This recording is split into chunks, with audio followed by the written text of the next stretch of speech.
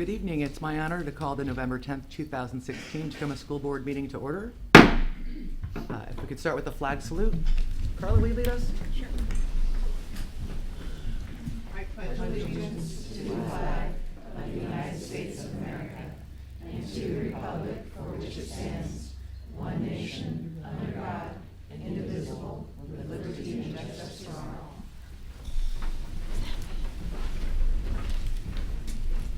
Thank you. Can we have a roll call, please? Director Ushka. Here. Director Winskill. Here. Director Cobb. Here. Director Hines. Here. Okay. Can I have a motion to adopt the agenda? I move adoption of the agenda for this evening. Second. The motion's been moved and seconded. Are there any questions or comments? All those in favor say aye. Aye. All those opposing, motion passes 4-0. Item number 5, recognitions. 5-1, recognition of 4 schools named as 2016 Schools of Distinction: Wilson and Lincoln High Schools and the Science and Math Institute and Geiger Montessori School. Good evening, Vice President Ushka and members of the board, and hopefully President Vial watching at home. Every year about this time, a coalition of statewide organizations comes together and looks at data from every school in Washington and selects the best of the best, the top 5% of schools in Washington State. And just so you know how thorough this analysis is, it involves experts from the Center for Educational Effectiveness, the Association of Educational Service Districts, the Association of Washington School Principals, the Washington Association of School Administrators, and the Washington ASCD. The coalition named 4 Tacoma schools as 2016 Schools of Distinction. And now let me call forward the illustrious leaders from each of our 4 schools and ask them to say a few brief words about the work of their schools and the honor that they have received. First, from Geiger Montessori Principal Neil O'Brien.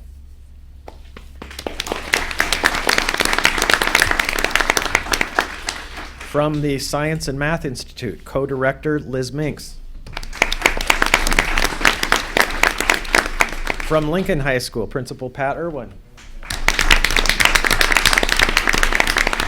And but before I go any farther, this award is difficult enough to win once. Both Geiger and Lincoln have now won 2 years in a row. And you should also know that no school in Washington has won this award more than 4 years in a row, except one. And for its 6th consecutive year, leading a school of distinction from Wilson High School Principal Dan Bissett.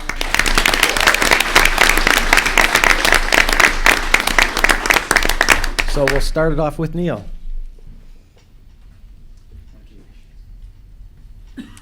Thank you very much. I'll just keep it simple. I work with a fantastic team of teachers. We're supported by great parents, and we are fortunate enough to work with some wonderful children. Thank you.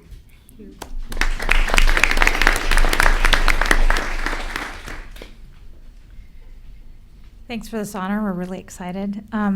We, too, work with some amazing, talented educators that work very, very hard, and we have some tremendous students and a really great school board that supports us. Thank you.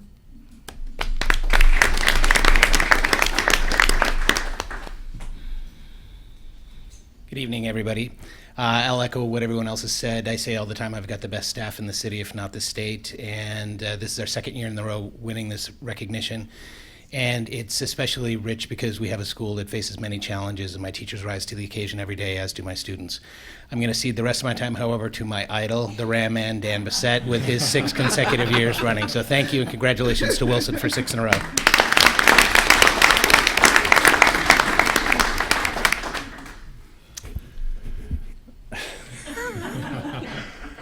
I'd like to acknowledge the presence of my 2 assistant principals, Shane Sleva and Bernadette Ray. Please stand up.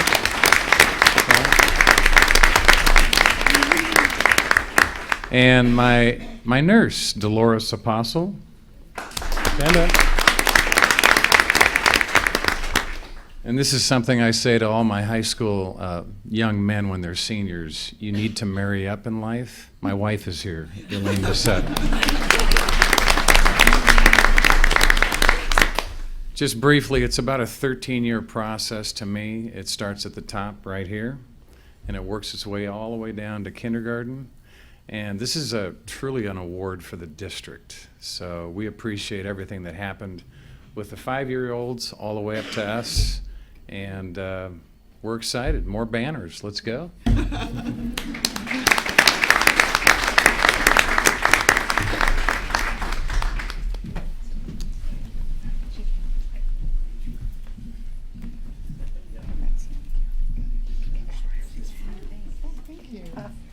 Thank you for everything that you do. Congratulations. Hi. Thanks again.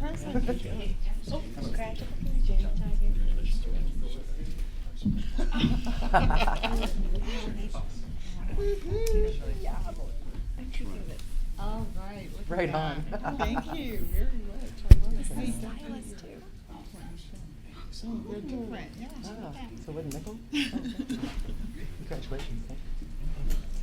6 years in a row. Wow. I'll gladly take it. Right, that's what everything. Thank you. Congratulations. Nice job. Like the school district.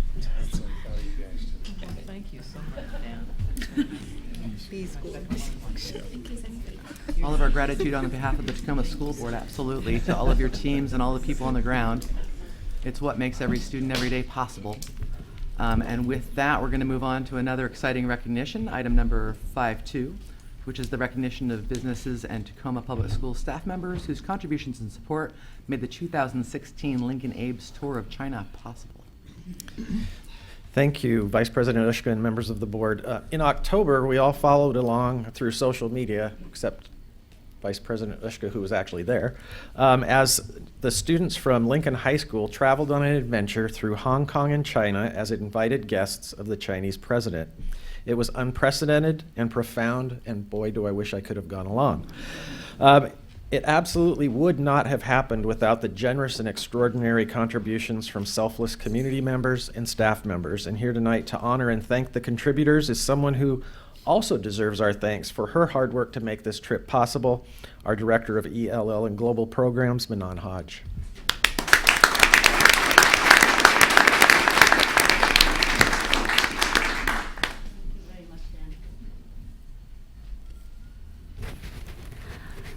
Good evening, Vice President Ushka and the rest of the members of the board, Superintendent Santorno.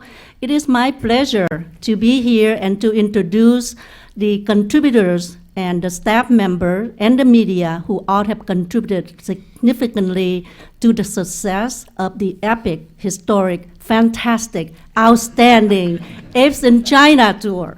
So as you know, even though the Chinese government paid for almost everything, there were still other things that like personal items, luggage, passport, that some of our students were not able to provide for themselves. So we have anywhere from 5 to 10 local contributors who stepped up and supported them. Brown and Haley contributed either discounted candies for gifts in China or for students to take. And Sandra Chamberlain gave some snack back for students. Let me think what. Oh, sorry, forget. I'm supposed to turn this up.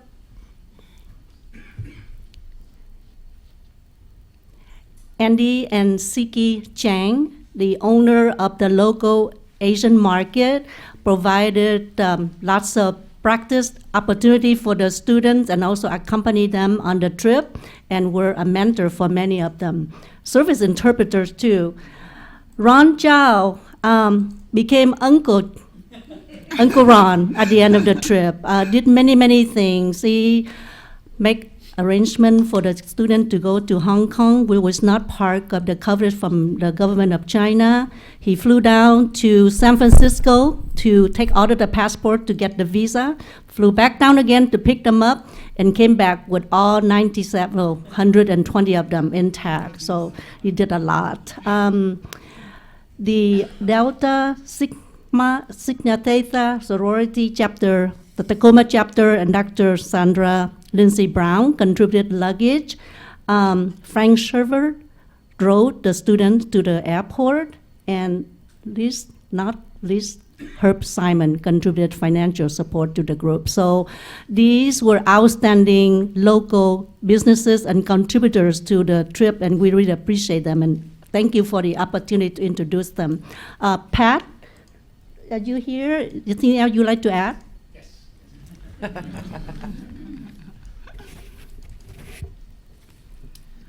So just a little context for some of these forms of support. Frank, who's right over here, is a bus driver for the school district, and he came in and left a note and said, we want your students to go off first class. So we had 3 deluxe coaches that drove us to the airport for our 1:30 a.m. flight. So that was a treat. And Frank, thank you so much for your support.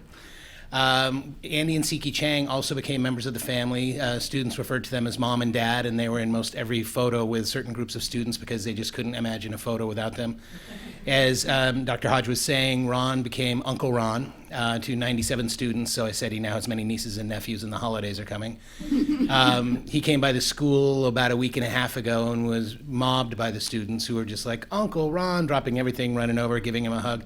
And I want to credit Ron in Minan and then David Chong, who's in Hong Kong, for making the trip happen, both with passports and visas and everything else.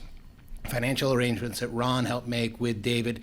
David, who's a Lincoln alum, class of '86, is the one who spearheaded the Hong Kong effort. So without these 3 people, the trip wouldn't have happened as it did. The other people listed, again, with the Delta Sigma Theta chapter, Sandra Chamberlain, who helps us all of the time with our football program. Brown and Haley with their gifts. It was great to have Director Ushka with us. She was a great traveling companion. And last but not least, my staff, some of whom are here tonight. So I'm going to have my staff stand up, and then I'm going to have the contributors stand up. So teachers who are here, and Susie.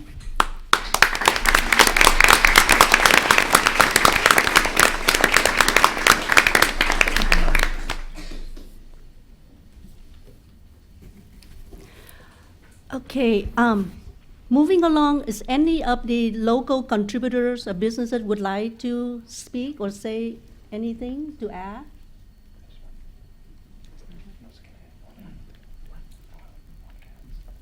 Yeah, sure. Just stay here.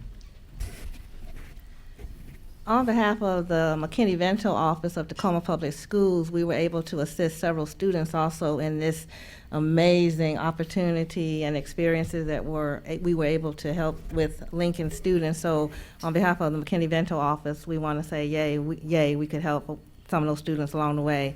And on behalf of the Tacoma chapter of Delta Sigma Theta Sorority Incorporated, we wanted to just say we are in the community, we do what we can, and we're a public service organization. And so we were able to provide many students opportunities, not only with the luggage, but with the toiletries and personal items. So if you need us, we're here in the community to help, and that's our job, to help give back to others. So thank you so much.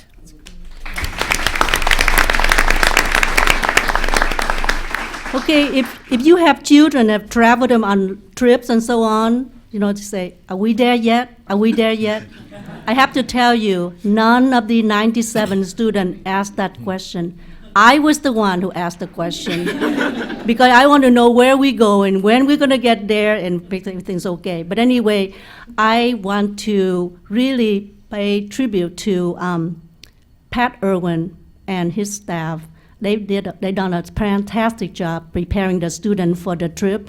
They were great ambassadors to our district and to our United States nation. We're so proud of them. They did anything from preparing them for how to use the different type of bathroom that they have in China, making sure that they have gifts for their shadow friends. They just did a fantastic job, and I really appreciate them. And we also have some folks from the CAB, Casey Madison, Ray McNally, Kevin Medford, who came along, and they were just part of the whole group and did everything possible to making sure that we projected a positive image of Tacoma School District and Washington State of Tacoma City to the country of our hosts, and really appreciate them. So I want to give them a big applause.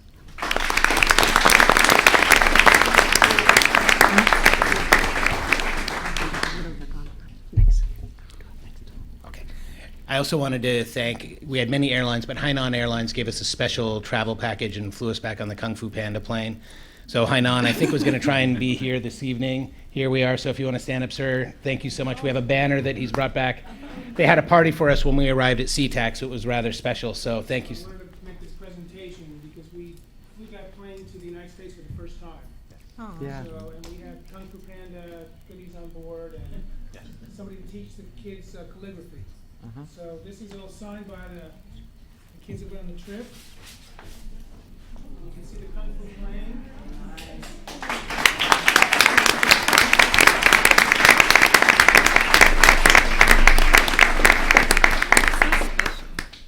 We turn around. I want to see it. Yeah.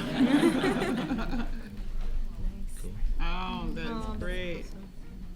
Wow, that's great. Thank you so Awesome. much. It was our pleasure. Thank you. It's very exciting. Thank you so much. Please don't leave. We have a small token appreciation for you. So when Dan came and said, Minan, there's a few media folks that want to go along on this trip. And I thought, wow, they're going to be writing everything about what we do over there?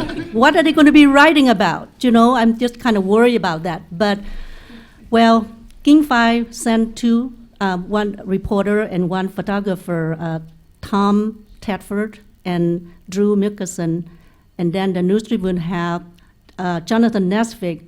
They were the most fantastic journalists that I've ever met. They were positive. They like our kids, and the kids like them, and they connected with everyone, and they always found the good things about everything to write about or to feature. And they were totally embedded with us. It was just like a part of our groups, and just very, very happy to have them along. And I think from now on, I'm not going to be too scared of the media when they say, well, can we take along on certain venture? So would like to introduce Drew Mickelson, Tom Tedford, and Jonathan Nesvik.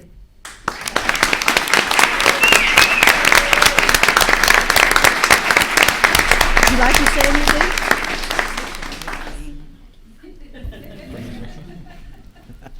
I can't pass up a microphone to say. I just wanted to thank the Tacoma School District for inviting us along. When the president made the announcement, half an hour later I was speaking to Pat in the parking lot saying King 5 needs to be on that trip. And I never thought my bosses would go for it, but they said it was a no-brainer, and I'm so glad I work at a place that allowed us to do the assignment of a lifetime. Tom and I went to the Super Bowl with the Seahawks a couple years ago in New York, and that was pretty awesome. But nothing was better than 11 days, and what we heard earlier was true. Those students were the best ambassadors, not only for the United States, but for Tacoma. And I think there are thousands of students and educators in China who know about Tacoma now, and I think that will pay off in the long run. And if anyone's going back, please invite King 5. We'd love to go again. Thank you very much.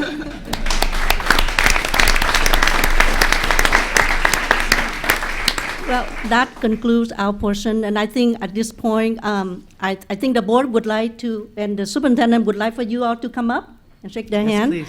And then we have small gift for each one of you, a certificate of appreciation with your name on it, and a gift right next to it. And for those who needed a bag, on the right-hand side, there's also a bag that you can take, put them in and take with you when you leave. But we want to take some pictures too, okay? So. You got enough things? Can we shake hands and do a picture? By with the way, band? I think that Vice President Ushka have a report right after this. So if you like to stay to watch that, that would be great. But don't feel obligated. It is a school board meeting.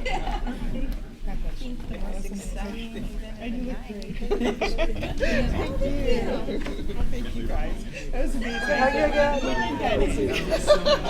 Thank you. It's great. I barely made it through China by myself. Thank you so much. I appreciate that. I didn't even know. Thank you for everything. That was great. Changing the world. Thank you. Thanks so much for that contribution. Thank you. Thank you so much. All right. I think I can go. You guys are amazing. Thank you so much. Amazing. Thank you. I know, right? That's amazing. Thank you so much. I have, I'll tell the stories of that Russian chapter the rest of my life. Amazing. Thank you so much. Well, because I was on the flight, right? And so, some of the students got to go down onto the tarmac. It was the coolest thing ever. Oh, that's awesome. Hi. You bring out the best in this. That's great. You too. Hello. I'm in the neighborhood. We can figure out lunch or something. Yeah. We got you. Yes. Thank you. Thank you. Okay, you got it. Thank you. That's it? I bet. We just following on social media. Okay.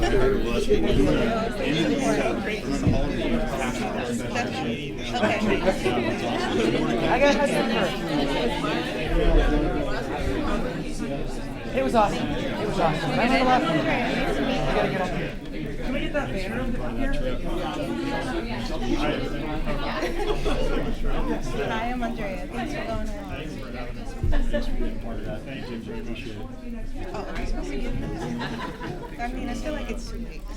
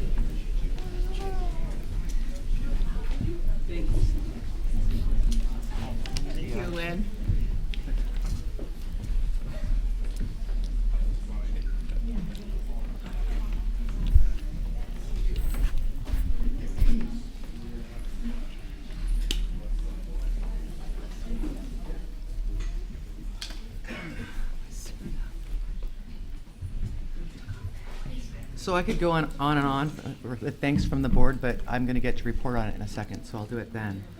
So we're going to move on into the superintendent's report. Carla? That is you. Chapter 6.1, Go Abe's in for it. China. So I went through my 4,500 photos briefly and thought about all of the things that I thought about and all the experiences that the 97 students have and everything else, and thought, how do I make this something that will be interesting and short enough to keep your attention, or my attention for that matter. I think that for myself and probably many on the trip, we're not even sure we're fully unpacked yet. So, and I know that seems like it was a long time ago, but things just kept going very quickly once we got home. In saying that, once we got home, I have to say this because it's not otherwise in here.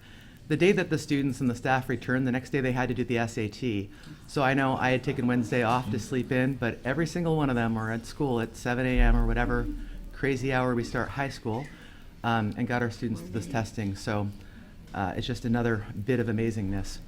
So anyway, I called this Experiencing the Abes in China because I had the unique experience of being on the trip and not having an official supervision experience or obligation, if that makes sense. So I'm going to go through a few things. First, I thought I would start with China by the numbers. Now, this picture is from the Great Wall, and what you're seeing are, we only see 4 of them, but there's 9 bolts there. Everything at the Great Wall of China is done in series of 9s, which, interestingly enough, is the number of perfection in both Western and Eastern culture. But throughout this very huge complex, everything's in 9s. That's about all I'm going to tell you about the Great Wall tonight. But I am going to go, because we are the school district and we like to go by the numbers. China by the numbers. We're there for 11 days with 97 students, 4 admin, 10 teachers. We had 6 flights, 8 school visits, 4 hotels, 30-something meals with who knows how many servings of everything. We had 3 community members. We had an amazing community in China because there's a not-for-profit there. Sorry. Not-for-profit there that helped fund and support the Hong Kong portion of the trip that hosted a tremendous lunch, and just really committed people that cared about our students in this trip. We probably visited collectively around 9,000 students after we divided out to all the schools that we're at.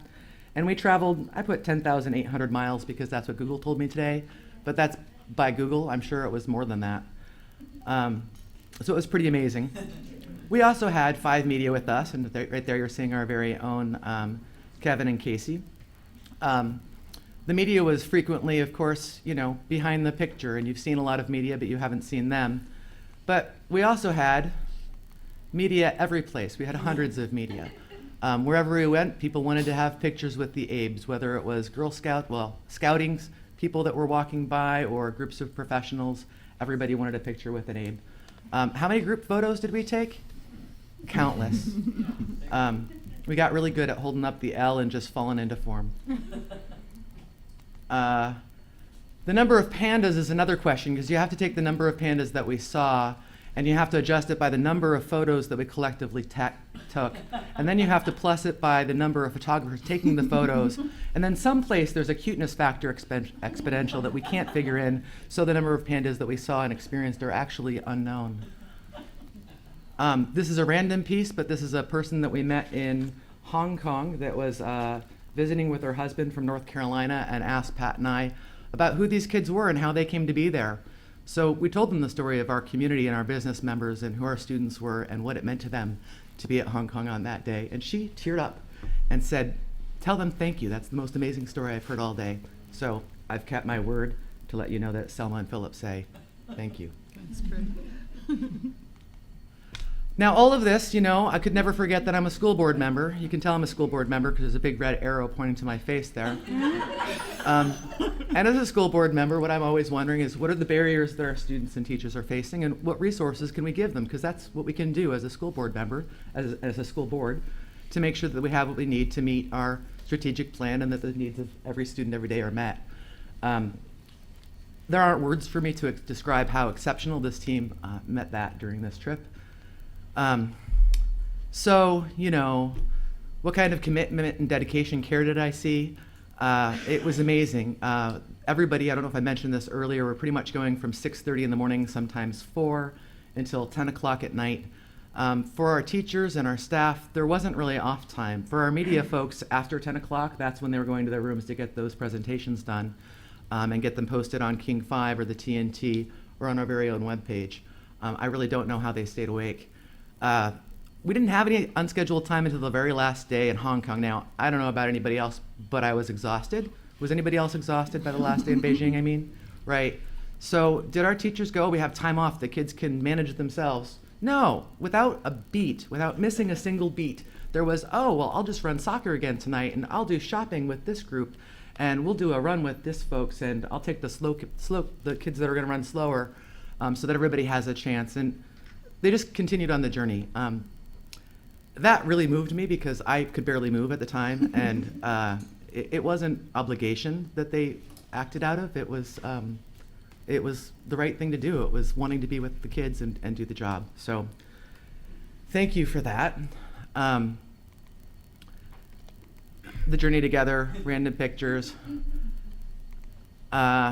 Just coincidentally, this week I thought it was ironic that we were in Tiananmen Square on October 15th, and that's why that picture's there. Moving on, we went under tunnels and over bridges and through forests all the way to the Ministry of Education. And that's obviously the selfie that I'm trying to take with the whole group. Yeah. So I think that we know from all the video that we've seen in the media that our great press people have done and our PIOs, a lot of the story about how different lives of the Abes were changed, but we don't talk much about how we're changed. Now, someplace in there's a story about 3 distinguished ladies, but we'll have to save that for a different time. But the happiness that you see on my face is the biggerment of how big my heart grew throughout the course of this. Remember, the other one's for another time. So I wanted to find out from the teachers what their experience was and what they thought it was the most important thing for us to know. Because my perspective is one thing, but I want, and I think we want to hear from them, why was this important, right? I'm not on the ground in Lincoln every day. I'm not there with those students every day, but they are, as they were today. So I went there a couple early mornings, and with Casey's help, did a little video, and I asked them what the most important thing for us to know as a board and a broader community is. The staff and the teachers could have told me anything. They could have told me anything at all, but this is what they told me. Kevin, you'll start the video? Oh.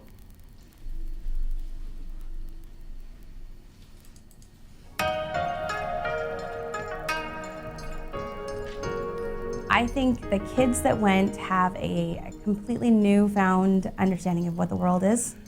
I also saw kids who have never been in a leadership position. They were put into a leadership position because of this trip, and they are completely changed and new, and they know something different about themselves. And I think those are some of the most important things. But my favorite thing was seeing my kids working with each other. Because I have a school where I think kids for the most part are pretty cool with each other, and that's great. But now you had football players who were hanging out with drama students, who were hanging out with quiet kids who didn't know anybody on the trip. And now seeing them back at school and seeing them hang out together and be friends with each other, it just sort of broke through some of the social constructs we have at school where we have these different tribes that kids belong to. So that was exciting for me. I hope that we find as many ways as possible to let this extend to kids that weren't given the opportunity to actually travel to China. And also that the kids who travel to China are forever changed. I think that their view of things, perspective, if you've never been across the Narrows Bridge and you've been to China, that's a change, that's a shift that will, I think, affect them and impact their choices lifelong. I think for the kids at Lincoln, it opened their eyes to obviously other cultures and other worlds, but also opened their eyes to themselves. And like that first time you travel, you really learn a lot about like what are your absolute must-haves, what are the things that you can't live without. I think a lot of our students experience some of those things, like how the world perceives them when they go to college. And that's like adding that layer when you get to college is a huge, overwhelming experience and often becomes a deterrent after like the first semester. So for our kids to get that when they're a sophomore, junior, or senior before they go to college gives them a lot of insight before they decide on where they're going to go next and what choice they're going to make next. Just thinking about how we can give our students more of these kinds of experiences. So there's something about experiential learning that's not the same as reading or watching a movie. Those are all great, they have a place. But when you have to go and you encounter and you have to talk to people and you have to struggle in that new place. The other piece, a lot of my students have been talking about how their own stereotypes about the Chinese people or China as a country have been shattered from the experience. And so to me, that's probably one of the strongest takeaways I've seen from the students. Them thinking about their just notions of stereotyping people and judging people before they have any encounters. You know, professionally, it's just kind of a reminder to put as many experiences in front of kids as possible. We get so caught up in getting them past, getting their grades up, getting them passing classes, the academics, what are they learning or are they not learning? We get so busy with that it was a great reminder that at some level, just the experience of life and the experience of traveling and the experience of hanging out with adults and having conversations that were not, about us scolding them or telling them what to do, but just experiencing things together. Like that was very cool. I think that our students feeling important was so powerful, and they often don't feel like the most important people living in poverty, and so feeling important, feeling chosen, feeling like they mattered, it is incredible, and I think that was really, really powerful for me to see, and I think that is a game changer for them, and I think maybe they see Tacoma in a different light as well. It's not just Tacoma, it's like Tacoma. It's like, wow, what a great perspective to have. This needs to be, an academic habit that we have. It should be something that should be expected, that we study abroad. And I think we do an incredible disservice to, communities like Tacoma when we just, encourage, students and scholars just to stay within these city limits and not giving them a broader scope. I think it hurts Tacoma because then Tacoma is not equipping their young people to go out and travel the world and then come back to Tacoma and make it better. We're just telling them to stay here. So the most important thing is that it needs to happen again and again and again, and it needs to happen to more diverse groups of kids across class, race, gender, and all kinds of, social backgrounds. And so for our kids, I think as they're coming back into school now and they're taking their finals and studying for tests and doing homework, as they get back into the mundane, when I see them in the hallway, you know, I'm like, oh, do you miss China? And they have this moment where their eye sparkles, and they're like, yeah. So it's kind of like, I did that. It's hard to say how lives were changed and what was learned, because I think that will come out over time. But the opportunity was immense, and we say thanks.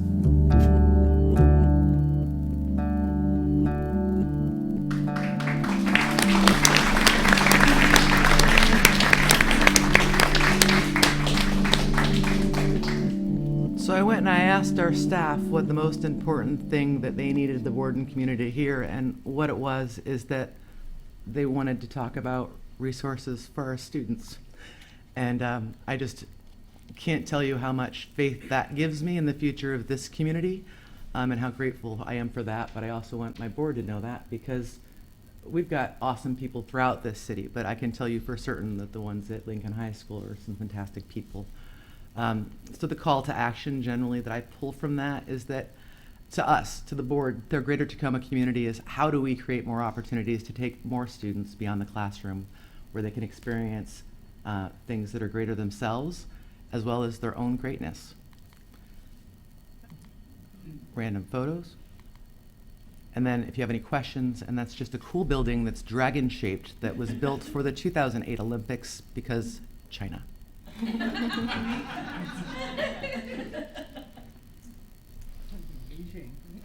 Any questions for my board members? No, good presentation. Yeah, thank you for sharing. Thank you. Thank you for listening. It really made my day. Could I add one more thing, please? Please. I always forget something. I just wanted to really thank you, the board and the superintendent. Your wisdom, your vision, and your generosity, consideration that make it possible for us to partake on this excellent venture. And thank you so much for your support. Thank you.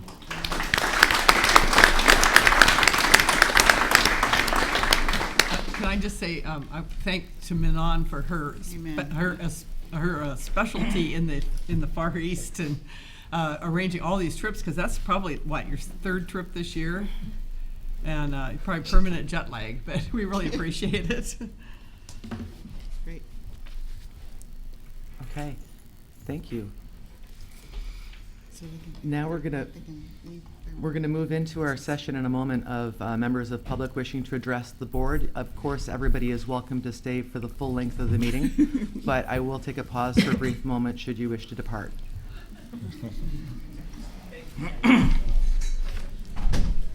Don't forget your gifts. See. Oh, I almost forgot. Board members, you have lucky cats near you. Those are from me. I thought that everybody needed a lucky cat, and I think that this is a perfect week to deliver them to you. So may great fortune come your way and keep you safe and happy throughout your travels. Thank you. I have a question as we're transitioning. Sure. Have we talked with our presidential administration about some sort of a reciprocal invitation to the Chinese? Have we talked to the United States president about Right. I mean, we've got the National Superintendent of the Year. We were recently recognized as the National Board of the Year. We had one of the National Teacher Finalists of the Year. We had the President of China come to our district. Perhaps we could influence the President of the United States to reciprocate the generosity of the Chinese government, or figure out a way for us to host Chinese students. I think that's a fabulous idea, and that the time is now. I do think that there were some hashtag Obama Abes in China. Oh yeah, nice. But I think a more formal invitation or request would be. I think it would be great to figure out how to reciprocate. Absolutely. That's great. Cool.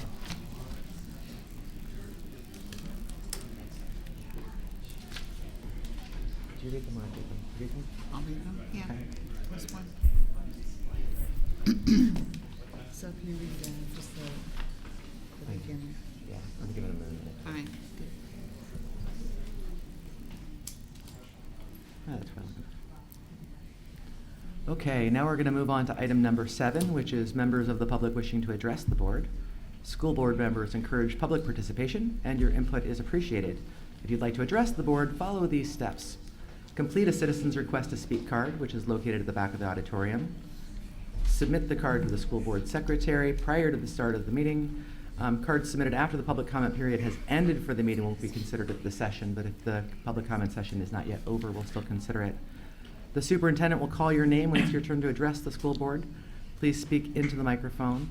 You will have up to 3 minutes to share your comments. So I forgot Steve Murakami wanted to give just a brief update on Wainwright. So I'm going to add that to the superintendent's report, and then I will call our speaker. So Steve, sorry, thank you. That's all right. Thank you. Vice President Ushka, members of the board, student representatives, Superintendent Santorno. I'm going to go through this pretty quickly, but I just wanted to take an opportunity to give you all an update as to where we are on Wainwright and to show you how the challenges you've put on the district to create next generation learning spaces are coming to fruition for our new intermediate school. And so this is the view from the front over the all-weather playfield, looking at the front entry of the school. Moving in, you see the entry doors on the right with a rain garden to the left and some of the salvaged logs that we did a great effort to nestle the building into the trees and minimize how many actual had to come down to accommodate the new building. And we've reused those and repurposed those into the building in benches, and you'll see those later. This is a view of the library overhang and covered porch, and we'll circle back up there in just a moment. But coming into the building, there's a new front porch for the community, so where parents can meet during drop-off or pickup, where students can socialize during the day, maybe even catch a bite. Moving into the commons, this was taken Monday, so all these photos are from this week, and I was there this afternoon, and the flooring is finished. On the left is the stage with the music room beyond, and you move to the right into the new gymnasium with the hardwood gym floor and telescoping bleachers for the full 450 students. Lots of natural daylighting. There's translucent wall panels that you see in the background there and lots of skylights, and so this space can actually operate without any electrical lights on. Moving into the kitchen, the health department inspection is complete. We're ready to occupy. Our district staff reviewed it this week and it passed their inspection, and so everything's ready to be moved in. Moving up to the second floor, you slide open these wood and glass doors and move into the library space, and this is a new media portal for the school. It's going to have some of the traditional elements, so stacks and books and all the library stuff is coming in. There is a glass box there on the right that's a collaboration suite. And then moving out onto the deck, you see the expanse of the landscape. And for those of you that remember the original Wainwright, it was out past where that green field is, and so we've set and drawn the building back onto the site. It allows for more cars to come in and drop off and pick up. It sets the building off, has a little more territorial view for better security. You can see that all the paving's done, the play shed is in place, and final landscaping is being installed. And then looking back at the library, so this is an outdoor extension of the library. There's a rooftop garden there where students can plant, and then if you look further down, there's another set of doors that lead from the staff lounge out to a deck area. Moving up through the signature staircase up onto the third floor, we get your first look at the new learning spaces. And so this is first, second, and third floor, what it looks like in the general learning space. What you see there in the center in yellow is a light shaft that brings in lights from skylights above all the way down to the first floor. Looking at the spaces, they're really open and flexible with furnishings to accommodate. Structure is exposed, so the building becomes a teaching tool to show how it supports itself and resists seismic forces. But most of all, you look out the windows and you see a lot of trees. It's a beautiful setting. Looking through, the classroom spaces are clean and ready, and if you were to go there now today, technology is landing, televisions are being installed, computers are being set up. This is one of the bigger shared collaborative suites, and so this will have the opportunity for team teaching and a greater level of collaboration. Sneaking a peek out from that space, you see the tree canopy walk, and so one of the things that we had to do, since it's a 3-story structure, we had to be able to get kids directly to the ground if there is an emergency. So we took the opportunity to extend the platform a bit and give an opportunity to get kids out into the tree canopy. And so there's an actual place out here that we can gather and figure out how to explore outside those 4 walls of the classroom. And you can see how it connects back to the the 3-story classroom wing. And that 3-story classroom wing is on the lowest part of the site, and so it reduces kind of the overall magnitude and scale of that portion of the building. Science labs are on all 3 floors, so we can push exploration in lab work down to 4th grade. Every little nook and cranny, there's different opportunities for spaces for 1s, for 5s, for 15s to get that collaboration opportunity in. Lots of color, lots of texture throughout the school. We did put in lockers as it contains a middle school element. And then LED lighting throughout, so the building is really energy efficient. And then I'm gonna end with this image. This is affectionately known as the Teacher's Palace. On each of the floors is an adult-teacher collaboration space. And so this is the space they own. This is the place designed to collaborate and foster conversation. Lots of transparency so they can still observe the common areas, but it gives the opportunity to let the teachers own that space and own less of the spaces in the general, what we think of as classrooms, so that we can start aligning spaces to activities. So if we're going to do lecture, there's a space for lecture. If we're going to do project-based learning or team collaboration or small group learning, there are all these different opportunities in the classroom wing to accommodate that. So thank you very much. Any questions or? All right. Opening date? The opening date. Right now, we are moving technology in and commissioning and doing all the final balancing and putting the finishing touches on the cleaning and everything. We have a lot of the final inspections complete with a few outstanding. So our temporary certificate of occupancy is hinging on 1 or 2 that are expected in the next week. And so the messaging has been no later than January 3rd, but we're working really hard to get the kids in earlier. And I think it will happen in December. Great. So thank you. Fantastic. Thank you. Excuse me. First speaker regarding healthy relationships, education, and TPS, Don Cuthbertson.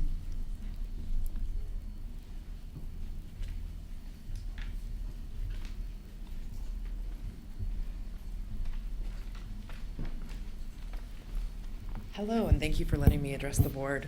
My name is Dawn, and I'm a student at the University of Washington, Tacoma, as well as the gender-based violence advocate for Pacific Lutheran University. So I'm here today to talk about educating our students about healthy relationships. My core duties at PLU is to educate students around sexual assault, healthy relationships, stalking, and dating violence. I talk to women all day long and men all day long whose lives have been impacted by sexual assault and domestic violence. And every year I'm surprised at the amount of college students that haven't had this education. I understand that the school district in Washington are not required to have comprehensive sexuality education, but it's up to the board and the parents. So I'm here as a parent of 5 kids in the Tacoma School District to start the conversation. I'm asking the school board to understand how educating our youth with age-appropriate healthy relationships curriculum can have substantial impact on the success of the student throughout their higher education years. Subjects such as healthy versus unhealthy relationships, body autonomy, consent, safe sex, sexual identity, stress management, emotion regulation should all be mandatory as a health education. Some districts in King County have already taken on this role and are using the FLASH curriculum, Family Life and Sexual Health. It talks about HIV prevention, birth control methods, sexual violence prevention, healthy relationships, and it goes from 5th grade and on through high school. And it's a week that they come in and talk with the whichever health class it is. So I'm hoping that I can advocate today to the Tacoma School Board to implement healthy relationships and sexual health curriculum into our schools. Thank you. Thank you. Speaking regarding the Satanic Club, Judith McMichael.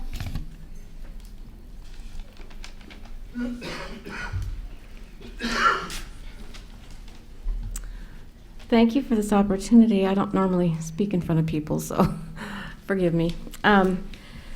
My concern is that introducing this type of a club in the grade school is detrimental to our students. We live in a Christian community. Basically, I understand there are other groups that are there, but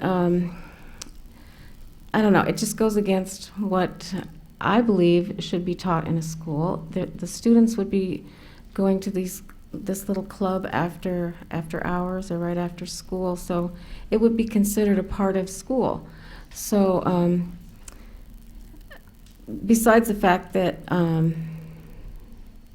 they would be introduced to a different type of topic than what we would be teaching our kids at home, I just think that it does not have a place in the public school. It definitely doesn't have a place in the elementary school, is definitely how I feel. So thank you for that opportunity.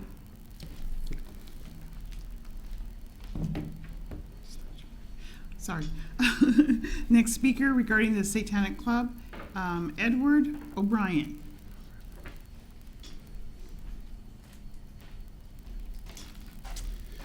Hi, thank you for letting me speak also. My son goes to the school that's in question, which is Point Defiance Elementary School.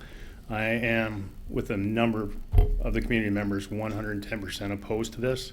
I feel the way that this was all brought upon us was not, I don't want to say ramrodded because that's not correct, but it was under the radar. As soon as we found out about that and got the meeting to come here and voice our opinions, a bunch of us have gathered to do so.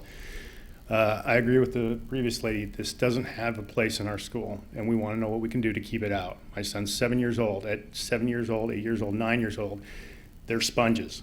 It doesn't matter whether I agree or disagree with their beliefs. I don't want him to form an opinion at that age based on what their beliefs are. So if there's anything that you as board representatives can do to help us keep this out of our school, specifically the elementary school. If it's in junior high school, I still don't agree with it, but they at least are forming their opinions. They're too impressionable at this age.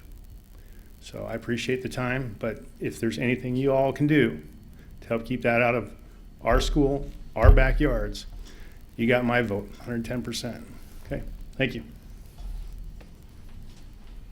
Jennifer Draube on the same topic, Satan Club at Point Defiance. Hi, good evening. Thanks for letting me speak as well. I have 2 children at Point Defiance Elementary, and I just choose to believe that all of us are coming here out of love and caring for our students. I mean, I think that's why everyone is here this evening, because they care about the well-being of our kids. If you simply Google the word Satan, without even, going to their website, and you can see all the different stuff, and they'll argue that their club is about logic and it's about puzzles and that kind of stuff. But let's talk about their name. If you Google the word Satan, it says it's a figure who brings evil and temptation. He's known as the deceiver who leads humanity astray. And I believe there's no place to invite evil into the life of our school. It's not about religion. I mean, I would personally welcome any other religious clubs as well. But when you can go to the title of the program, call it Satan, and say that's synonymous with evil, how is that appropriate that can be brought to our children that are 5, 6, 7 years old? So I, like Ed, who's also my neighbor, I'm trying to figure out a way, how do we keep this out of our school? It's clearly possible because there's only a handful of these clubs throughout the entire United States, and I want to make sure that we take a stand for our children and do what we believe is right for them. So thank you for the time. Thank you. Carolyn Carbajal, Satan Club. Hello, I'm a mom of a 4th grader at the school. Am I allowed to ask questions to the board about this? No. Okay, then I just agree with what was said about the Satan Club and how, as is, it's just bringing a lot of anxiety to our school, and I just don't see how that is beneficial to any of the students and the families. So I guess that as a school family, we will be protesting at Point Defiance, this club. So hopefully good comes out of it and not harm and evil. So thank you. So I would just like to make a brief comment. I'm going to actually ask Dan Popel, our communications director, to come up because he's done some work. But it's important for us to let you know that this isn't a decision that we took lightly, because there are I think it's state law. Susan, can you tell me, is it just if it's state law, the regulation? State law requires us to open our facilities to a variety of uses, which we have done. That use has included all kinds of clubs and activities, Boy Scouts, Girl Scouts, Good News Clubs, and once having opened the door to all kinds of different clubs, it's important to not discriminate on the basis of the viewpoint of some other club that wants to come on board. So I know of one school district in Washington that decided that they weren't going to have the Satan Club come in, and what that means is that they had to tell all of their other groups, Girl Scouts, Boy Scouts, whatever, that they could no longer assemble either. So if you make a decision, if you're open after school to any kind of club that is, that's asked for room outside of, outside the school curriculum, then you have to open it to anyone, regardless of what their content is. Dan, I don't know, Dan did some work for us. He's gone to groups and talked to them. So I don't know if you have anything to add, Dan. Just a little bit of background and overview of how this came about here and how it's evolved. It was over the summer that the Satanic Temple announced that it was going to start clubs across the country in schools where a Christian-based organization ran something called Good News Clubs. And so they targeted those at various school districts around the country. We have that program in 5 of our elementary schools. And so they chose Point Defiance as one of the 5 where a Good News Club operates currently. The Satanic Temple did file a request for space in the school, and they asked, or they were granted that space. They asked for 1 afternoon a month from 3:30 to 5:30, so a 2-hour window right after school. And then, so there'll be 7 times they will have a club meeting at Point Defiance. They'll be in the art room. To promote the program, they get the same right as all the other clubs that operate in our schools. They can post a flyer that asks parents to register their children for the club. So that flyer has been posted to our online electronic distribution system. It's really up to the parents if they want to sign their kids up for this club or not. I would assume that if none of the parents think this is a good idea and don't sign their kids up for the program, it won't last very long. So that's kind of where we're at. The December 14th is the first day of the club's meeting. So we'll be monitoring that situation, and that's the current status of how we've gotten to this point. Thank you. There are no other speakers. Okay. Can I ask you a question real quick? You can. Are we stuck with that then, that it is going to happen regardless of the parental feelings? Why don't you go with Dan, and you can talk in the back if you want to ask some specific questions. Okay. I just want to thank Oh. Carla for having that explanation. I think that was important for parents to hear that. I would second that. I have one more speaker. One more speaker? Robin Webb.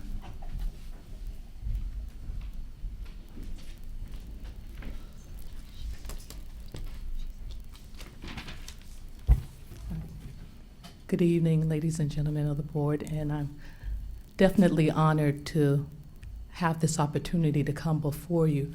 I don't have a child in the school, but I am a community provider, and also as far as want to have I have some thoughts and some concerns about particular club such as this that's being developed.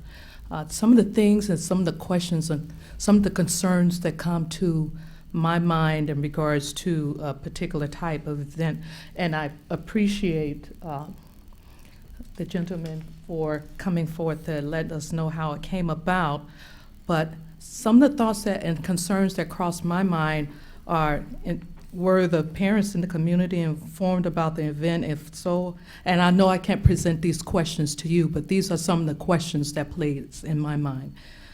Were the parents in the community informed about this event? If so, how were they notified or informed? What were the procedures, or what are procedures of the complaint process?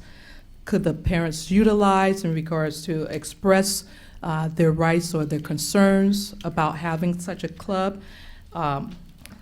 Some of the concerns also, we already have a particular type of negativity in the schools already in regards to violence and things of that nature, and our concerns how much more violence would be perpetuated in regards to a club such as this magnitude being implemented. What is the supposed to be the educational goal of such an event? What's the purpose in regards to, I've heard there's supposed to be fun and things of this nature, but for those that have different faiths, and we know Tacoma to be a melting pot in regards to various cultures and different belief systems and different values. How does that play a role in regards to allowing them to have some input in regards to what kind of time frame was implemented to even allow these particular type of cultures to express their concerns or their beliefs in regards to having a club of this type, of this magnitude implemented. So these are some of the concerns that cross my mind in regards to having a club of this magnitude implemented into a community, a diverse community, I might add, as this. So thank you for your time, and thank you for this opportunity. Thank you for your comments. So I got a note from Director Cobb that I think might be worth addressing, because there is some danger in saying this is a club.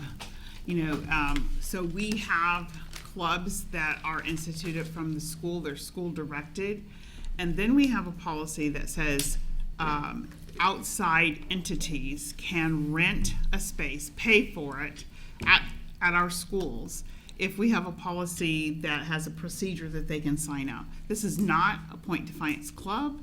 It has nothing to do with the actual Point Defiance faculty or principal. They have simply rented a space that they want to use for their purpose, which under the law, we have to grant if we have any other after school entities that have asked for a space in our building. So they have applied, just like we ask everybody else to. They have been advised of what their fee will be, just like anyone else would. And it is not associated with Point Defiance at all. I understand, I have a parent hat also, and I totally get it. And we're dismayed about it, and this group definitely has targeted schools that have a good news club. Our only option is to pull out all after-school activities that are used across the district, because we have to apply the same standard for any group. What if they're a hate group? So, can I say something really quickly? Yeah.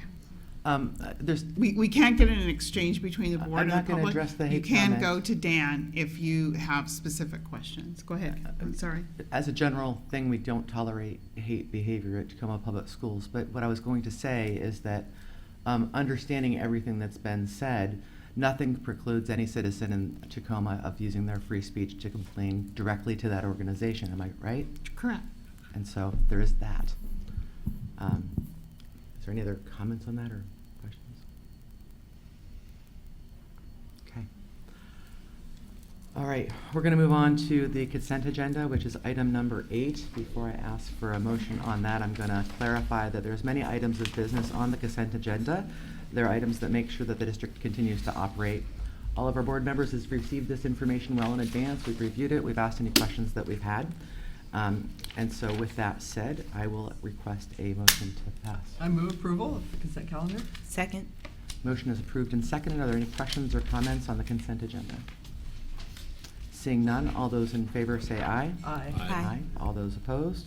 Motion passes 4-0.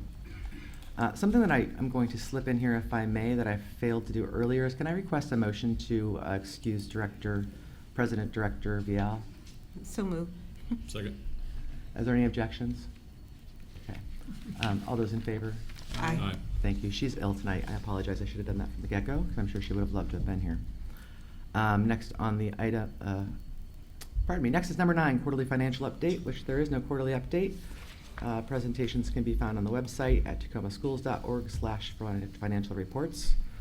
10 is curriculum and instruction. 10.1, acceptance of the Title II Part A grant from the Office of the Superintendent of Public Instruction. Okay, the Assistant Superintendent on behalf of the Assistant Superintendent of Teaching and Learning. I'm going to back up and say that all over again. The Assistant Superintendent of Human Resources on behalf of the Assistant Superintendent of Teaching and Learning recommends that the Board of Directors accept the award of Title II Part A funding in the amount of $1,830,762. Funding source, OSPI. I'll move approval. Second. Motion's been moved and seconded. Is there any questions or comments? Seeing none, all those in favor signify by saying aye. Aye. Aye. All those opposed, motion passes 4-0. Item number 11, business matters. 11.1, adoption of resolution number 2016 and approval of the assignment of teachers to classes other than their areas of endorsement. Okay, before I read this recommendation, just so that there's some general knowledge of what this means, with the elimination of the No Child Left Behind Act and the transition to ESSA, we have a requirement to report those teachers who are teaching in an area that they're out of endorsement or out of field. It provides an opportunity for human resources to work diligently with school principals who have identified such staff members who have perhaps an endorsement in biology, but the need is to teach chemistry because that is the need for the student seat, if you will. Then we devise a plan to help the teacher be successful, which may include professional development and or the seeking of an endorsement. So that's what this resolution is about. So, without further ado, the Assistant Superintendent of Human Resources recommends that the Board of Directors adopt resolution number 2016, which permits the assignment of teachers to classes other than those in their areas of endorsement for the 2016-2017 school year. I'll move approval. Second. Motion's been moved and seconded. Are there any questions or comments from the board? I have a question. For all of these teachers, do you anticipate that they'll be in these assignments all year long, or is there any plan for any of these positions for a different teacher to move into that role who is endorsed in that area? It is quite possible that this may be a first semester only assignment because again, it's based on the student need and working with our current FTE to be able to fulfill the obligation as needed for graduation assignments, for example. So what we will do is continue to work with our principals and revisit in January when second semester comes about as to the need again for the core 24 and the specific needs for the students. So while it may be a first semester assignment, many of the teachers are committed to seeking an endorsement and getting an endorsement in the area in which they're teaching currently. I have one follow-up. Do we have any sense of how this number of teachers out of teaching in, you know what I mean? Do you have any sense of how this number compares to previous years? Yes, we have decreased that number by 50% from last year. Okay. And we are at about 1%. It's a moving target. I believe this was uploaded on November 4th, and we have actually decreased that number by 1 as I report to you today. Okay, thank you. Any further questions from the board? All right, all those in favor signify by saying aye. Aye. Aye. All those opposed, motion passes 4-0. Item number 11.2, approval of the interlocal agreement, Tacoma School District Number 10 and Columbia Virtual Academy.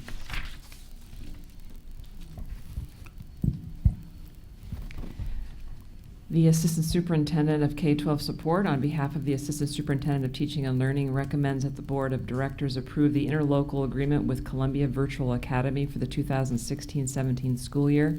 Funding source, assessment. I'll move approval. Second. Motion's been moved and seconded. Are there any questions or discussion? I had a clarifying question. So under the fiscal implication, it says we're going to receive compensation, a price per student. And then it says the estimated total amount that TPS will receive is $1,500. Is that the price per student or the total value of what we anticipate coming to the district? I think it's the total value. I think, Marie talked to us about it. We knew she wasn't going to be able to be here. And it's a small amount of students from a private school. I don't think it's $1,500 per student. Do you know, Lisa? No, it's $25 per test. Okay. and with students with no accommodations, and $50 with accommodations per student. Okay, for a total of $1,500. Yeah. Okay, thank you. Any further questions or comments? Seeing none, all those in favor signify by saying aye. Aye. Aye. All those opposed? Motion passes 4-0. Item number 11.3, approval of interlocal agreement with Metro Parks Tacoma. The Assistant Superintendent, on behalf of the Assistant Superintendent of Student Support Services, recommends that the Board of Directors approve the interlocal agreement between Mary Lyon Elementary and Metro Parks, funding source Title I and LAP, $2,500. I'll move approval. Second. Motion's been moved and seconded. Are there any questions or comments? Seeing none, all those in favor signify by saying aye. Aye. All those opposed, motion passes 4-0. Moving on to other business, item 12.1, review upcoming requests for negotiations and enter into a contract. Review upcoming request for negotiations and enter into a contract to upgrade in-forest Lawson system into the cloud. Okay, and we actually have a presentation to go with this for this evening. Okay. Would you prefer the presentation first or the reading first? Why don't we read and motion it, and the presentation will Okay. be part of the discussion. Okay, the Chief Financial Officer and the Assistant Superintendent of Human Resources will bring this to the board for possible approval at the November 21st, 2016 meeting. At that time, we will request that the board approve for the superintendent or designee to enter into negotiations with Infor for the purpose of developing an addendum to the current Infor contract as appropriate for consulting services for upgrading the Lawson ERP suite to version 10.0, as well as negotiating the realignment and adjustment of the current license and maintenance contract for moving to the cloud to operate the ERP solution. I'll move approval. Second. The motion's been moved and seconded. I'd like to see their presentation, and then we'll move into questions. Okay, great. Clicker. Thank you very much. And you can see that Executive Director of Technology, Sean Taylor, has joined. Kristen Bell is representing for our Chief Financial Officer tonight. So the three of us will be able to provide this overview for you this evening, as well as answer any questions that you may have. So what is the purpose of tonight's discussion? Besides the very long statement that I just read, we are going to share with you how Lawson is serving the customer's needs. And in this case, the customer really happens to be the entire district. We'll highlight how Lawson is integrated into our other systems used in Tacoma Public Schools and provide information on the need to upgrade the Lawson system. And remember, we're intending on bringing this back on the November 21st school board meeting. Why do we need to upgrade? Well, we're currently working on an old system, the 9.01, and we're actually in an extended software support time with this current system. We intentionally targeted this time frame due to other major efforts that are underway and have been underway for the last several years. The product lifecycle support is driving the timing, but again, that's very intentional and strategic as we consider the different initiatives as far as technology goes that we've been able to implement. And ultimately, we must ensure that we have seamless and reliable HR and payroll processes. And we absolutely must have maintenance from the vendor. And with the vendor, with the elimination of the 9.01 series, it's high time that we move into the 10.0. Now, what you see here is something that looks like a bunch of spider webs and arrows and all sorts of stuff, but it's important for you to get a visual of what the complexities around the Tacoma Public Schools systems looks like. They are varied, they are complex, and they are many. But tonight we are focusing on what Lawson does for us with human resources as well as our business services. And you can see that area that's highlighted there in green and circled for your review. And lots of other peripheral things that depend on our system in order for everything to work well together. I would like for Kristen to address what this means. What's the perspective of our CFO, and what does it mean for business services? So the CFO's perspective on Lawson and Infor in general as a system is not only that it is stable, reliable, and efficient, but its use and its functionality is currently working for our system. It works fine. The upgrade to the Lawson system is considered part of a maintenance schedule and is a necessary cost in order to maintain the continued support and system performance. Lastly, just point out that if we were to replace the system in general with another product, it would not only take 3 years of implementation, but it would cost in upwards of $10 million. So from my perspective, yeah, I know. From my perspective as the Assistant Superintendent of Human Resources, you know, I want to talk about a learning curve that we worked through, not only as a Human Resources Department, but as a system in general. And I think whenever there's a new adoption of any kind, there's, you know, a little bit of mumbling and grumbling that takes place, getting used to the new system, when in fact, perhaps it's just that we need an opportunity for more professional development about interacting with the system.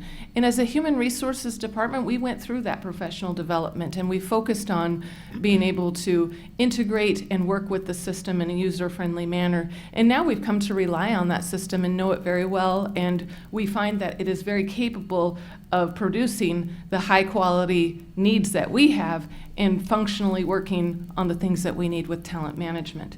So even though initially years ago when this was first adopted, there were some bumps along the way, we believe that we have worked to be prepared professionally to interact with this system at a much higher and much more efficient level. Is it perfect? Absolutely not. But are we on the road to getting there? We'll always be on that quest to get there. What I can tell you is that it serves us well and there's high efficiencies around that.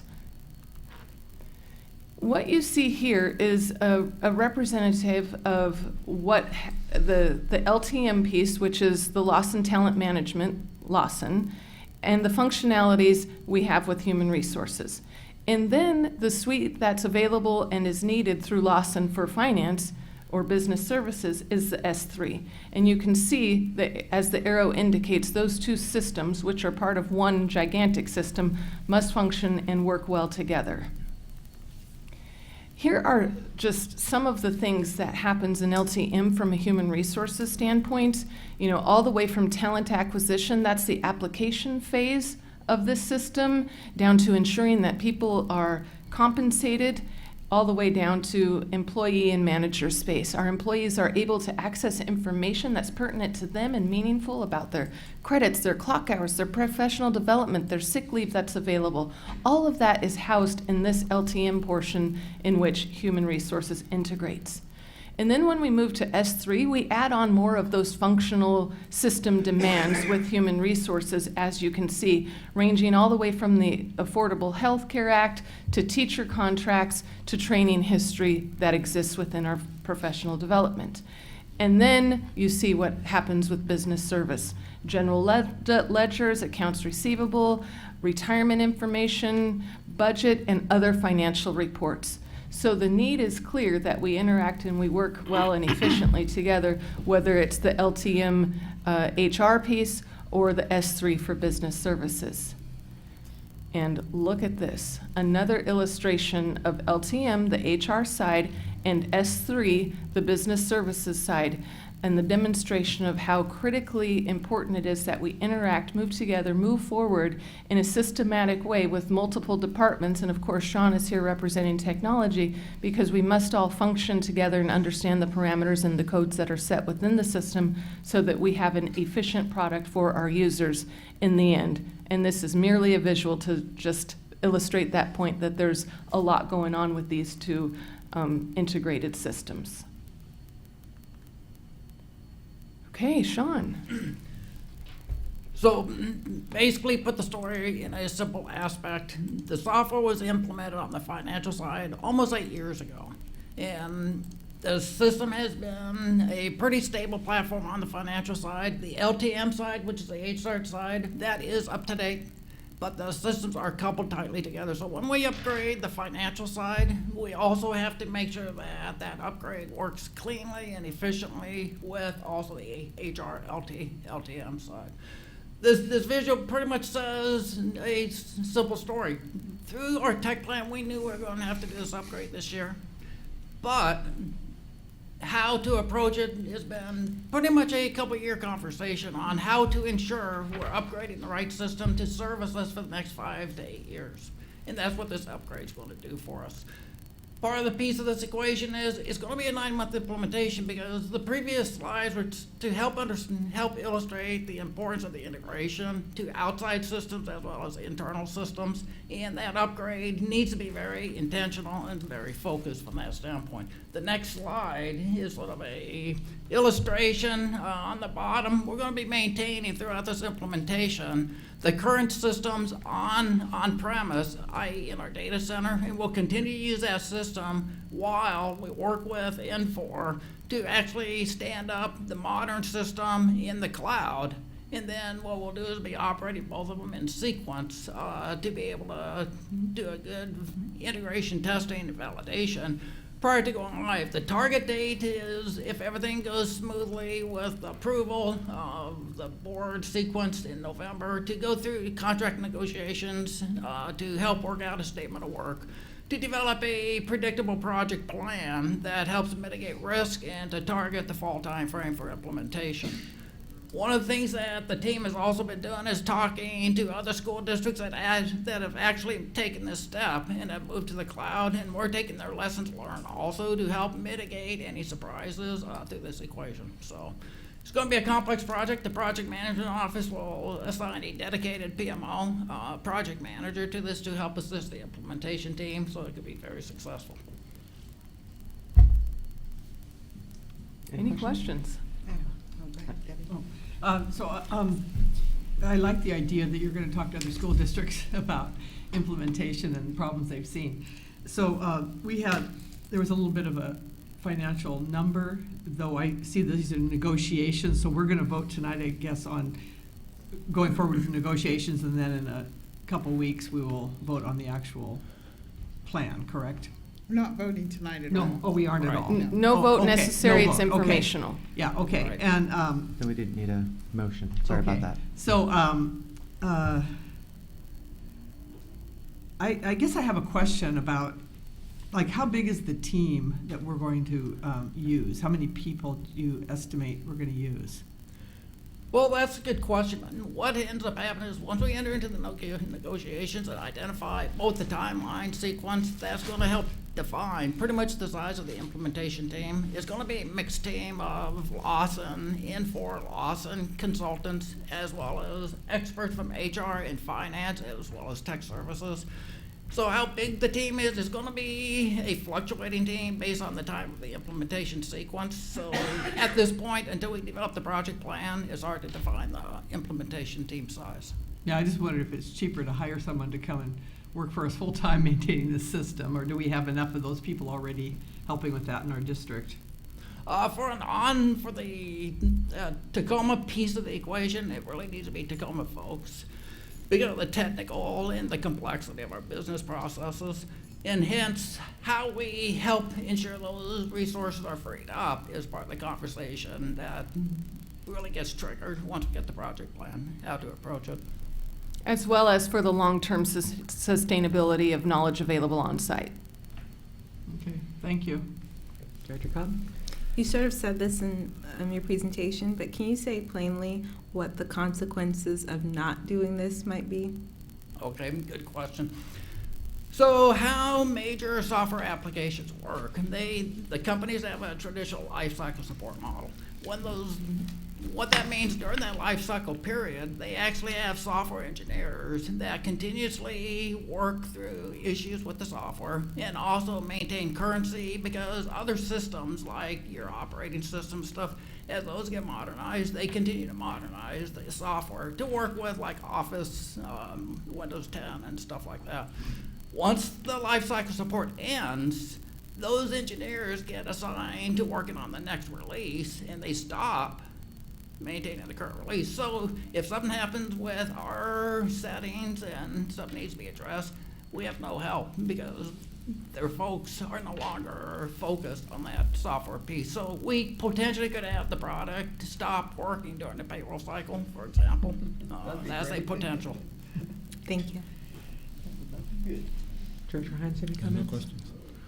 Okay, I think I had similar comments to those that were asked. I mean, it sounds like we're looking at negotiation. As far as, you mentioned the cost of implementing another product at this point, and I get that, the upgrade versus a new implementation. But is the overall cost of Lawson comparative to other vendors in general, or is it significantly cheaper? What is the quality of this product overall in the workplace? That was a lot of questions, and I apologize. Yeah, I'm trying to think how to approach it. As far as quality of product, the Lawson application is considered one of the premier ERP solutions in the marketplace. Their primary focus is not educational, but a large section of their customer base is educational.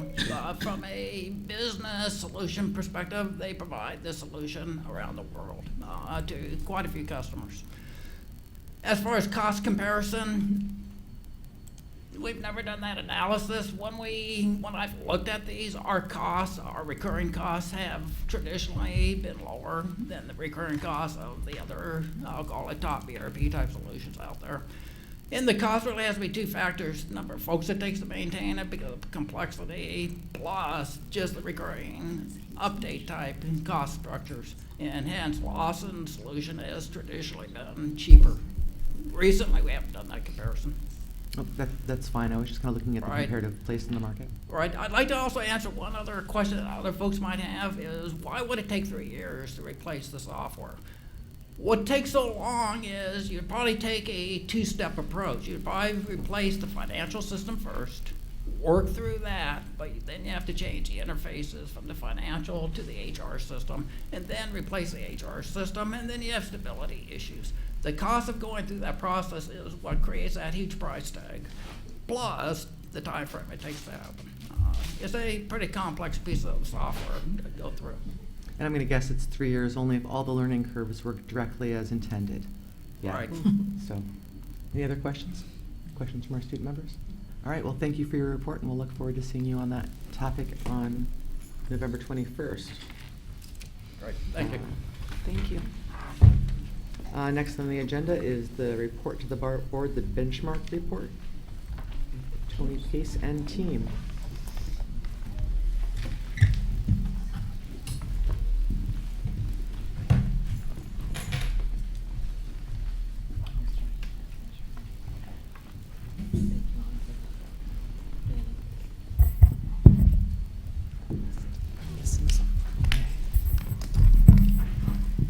Well, good evening. We are here tonight for 2 reports to the board.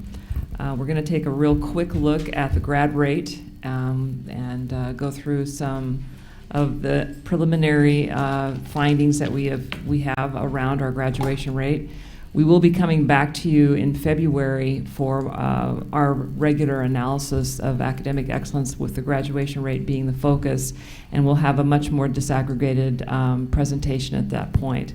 What we're doing tonight is simply going through the information we currently have and what our initial blush is at what things we need to maybe look at a little bit more closely with the data that we have at this point. It's my colleague, Doug Hostetter, who, as you know, is the Executive Director of Secondary, and he's going to be helping me with this. I'm going to go through this graduation rate fairly quickly. We just want to hit some high points and maybe some areas that we need to take a closer look at.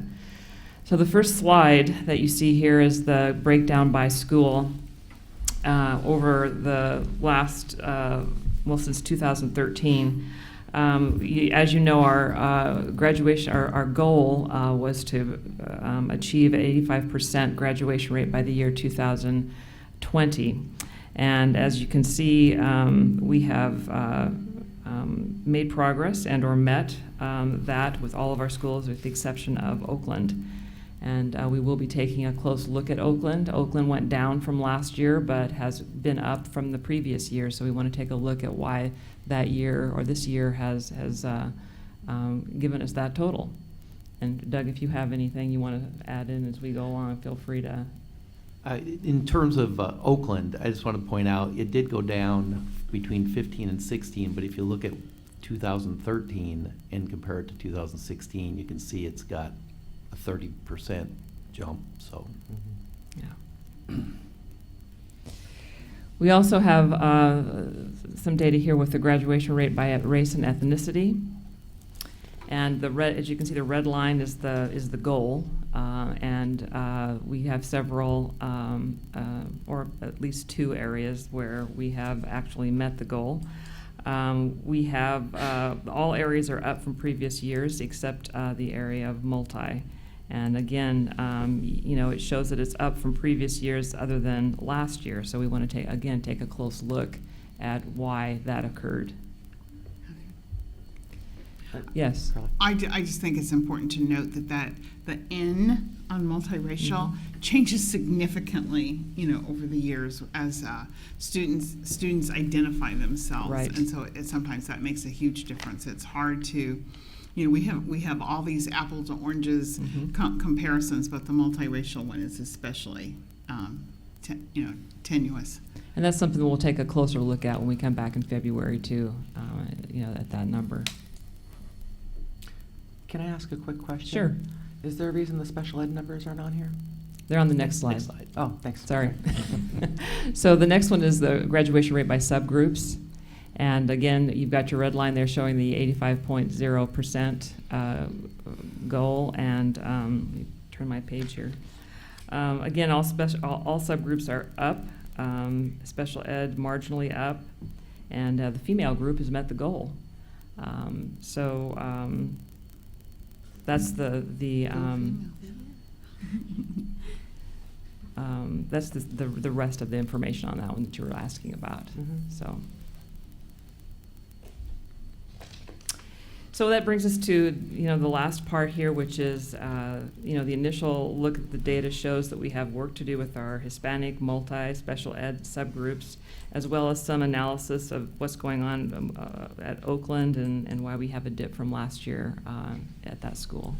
So that's the initial look at our data. We are diving deeper into it, and as we get more disaggregated data, we still have some that we haven't had a chance to look at yet, and I know our SJ's department in technology is still taking a look at some of that information and sharing it with us. So we'll be coming back in February with a more detailed report to give you, and some key findings and next steps that we will also identify at that time. But tonight was just a initial look at what we have at this point. So if you have any questions, be happy to try to answer those at this point. We do have another presentation tonight on acceptance to next institution and industry certification, but you can get some questions about this first if you'd like. Yeah, so that's impressive that we met this goal 4 years early. That's really great. So Oakland, the numbers, tell me, how do the students must really change from year to year. So you're really not talking about possibly the same students who were there last year. Oakland has a very high mobility rate, and so yeah, from year to year, it certainly is mobile. Even within the year, it is mobile. And so that, I'm sure that will be one factor when we dig into the numbers. You know, if we can find out of the students that have been continuously enrolled, what percentage of those students graduated. So but Oakland by design takes students that are several years behind in credits when they show up. And so to get them accelerated, it depends on when they come into the building, to get them accelerated to meet graduation requirements after 4 years is a challenge, but it's been done. I mean, they get ninth graders that stay 4 years, but they also get juniors that come with very little credit, if any at all. So I'm never as much interested in the mobility rate as I am with the stability rate. So that would be when you come back in February to see what the stability rate is. Right, continuously enrolled students, yes. Yeah, because I think that'd be more reflective of the numbers and the program working. We'll also be taking a look at how many students went back to their home school. Yeah, you know, that too. information. Yeah. Thanks. Director Cobb? No questions. Director Hines? Thank you for your report. I think it's encouraging news, and I'm looking at the growth model. So when you just over since 2013, across all categories is impressive, and I think it validates the methodology.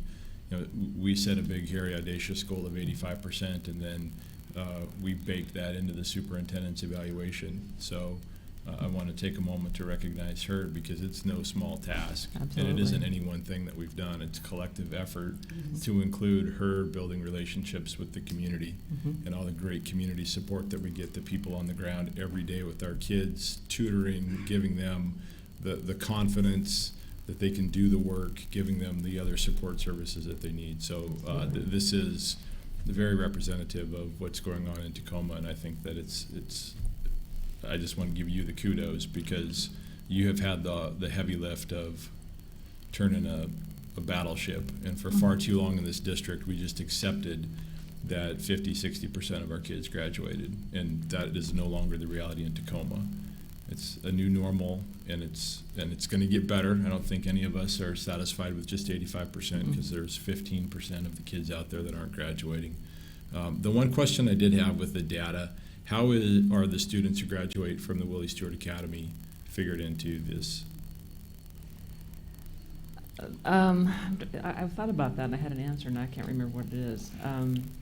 I don't believe they are figured in. They are not a part of, of these figures. They are not. So once those are students that are 18 to 21, and so they're pulled out. And once they're enrolled in the Willie Stewart Academy, they don't count against this graduation rate.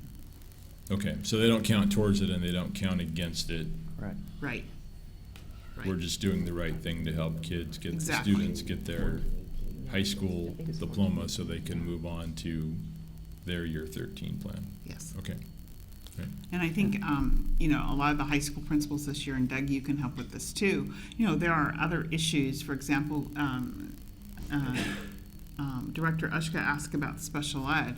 We have students that go into that transition period from 18 to 21, and they are still in school, and they're going to graduate, and they count against our graduation rate. And we're really I think we've got some legislative support trying to look into that because that doesn't seem to be a good way, to assess graduation. We know it's not all about just the number. We're really trying to get young people ready, for a post high school experience, and that's the most important thing.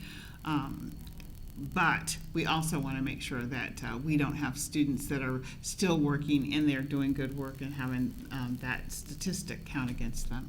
Right. Yeah, it's the on-time graduation rate that it counts against because they're staying until they're 21. So go ahead. Just one more thing that occurred to me that in the breakdown of the data, I believe at Wilson and Lincoln last year, the black students graduated at a higher rate than the white students. So as we've been focused on closing achievement gap, do we know, is that trend line continued? Was that an anomaly last year? Your question is about whether our black students more of them are graduating than other. There was a higher percentage last year of black students than white students graduating at Lincoln and Wilson. That's something we'll be looking at. Okay. Absolutely. Yeah, so in that February report, I would be interested to know if that was just an anomaly from last year, and then why, if we can figure out attribution. And just because I've harped on it for so long, I want to give credit when credit is due. So yet again, thank you for putting in the table that demonstrates our makeup in the district, because it's very helpful for context then when we dig into the numbers. So you guys, and this isn't the first time you've presented it this way, so thank you. You're welcome. From my perspective, it's the exact data that I was looking for, so I appreciate that. Thank you. Director Cobb. One piece of data, you said that you're going to be looking more into the numbers, and I don't expect to see it in these reports, but I'm always curious about what's happening in middle schools. So I don't know if it's a slice of the data that you look at, like graduation rates by which middle school students attended for those who are continuously enrolled from 8th grade till high school graduation. It'd be interesting to see if it's kind of a consistent pattern across, like if the pattern by middle school matches our overall pattern, or if there are some differences in those graduation outcomes too. That'd be good information to know. Okay. Yeah, that would be interesting to hear. So it occurs to me that this is our first meeting since we announced the 85% graduation rate, and I was remiss to not say that in the first place. Carla had called me that morning, and we were talking about a different matter, and I was worried more about the other matter. And I literally was pulling into the event, and all of a sudden I went, did she say 85%? She couldn't have said 85%. That's our goal. We couldn't have met our goal. And we have. So I really want to make sure that our hats are off to Carla, but also to everybody on the ground that's making this happen, because turning the ship takes a lot of hands and a lot of feet and an entire community working together, in fact. Absolutely.